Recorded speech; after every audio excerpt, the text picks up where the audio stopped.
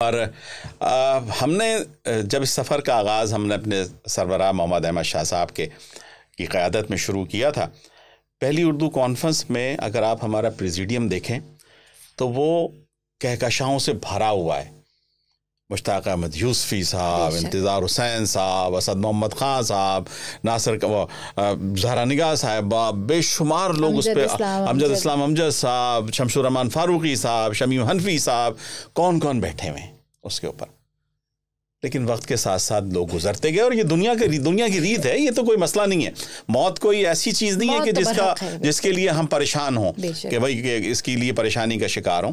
लोग अपना अपना सफ़र मुकम्मल करके जाते रहे, लेकिन कॉन्फ्रेंस की कंटिन्यूटी रही, कॉन्फ्रेंस बरकरार रही। ये शहर जो है वो आग, और हम सब चूंकि हम सब जानते हैं इस बात को, गुजर चुके हैं, कराची ने बड़ा सख्त टाइम देखा, बहुत सख्त टाइम हमने देखा कि इस शहर में कत्ल और गारत और आग लगी हुई रही। बेशक, लेकिन आर्ट्स काउंसिल में उर्दू कॉन्फ्रेंस होती रही। और अब ये जो आपने बात की ना, ये बड़ी काबिल कदर बात है आपकी कि नौजवानों को कनेक्ट करना।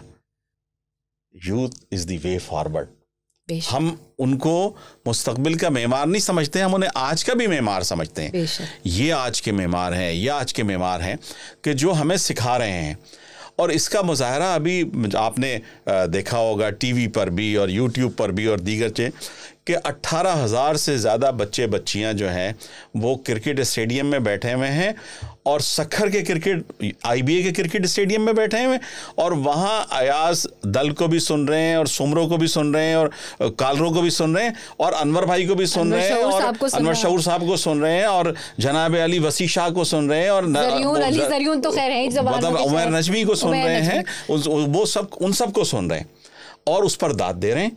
ऐसा नहीं है कि वो कहीं पर भी किसी इस बात का इजहार कर रहे हैं कि ये कनेक्टिविटी नहीं है।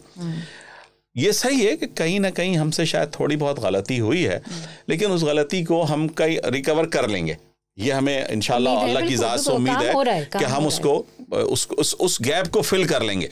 ये जो नौजवानों की, और मैं समझता हूँ कि अब तो इसमें दूरियां भी मिट गई हैं।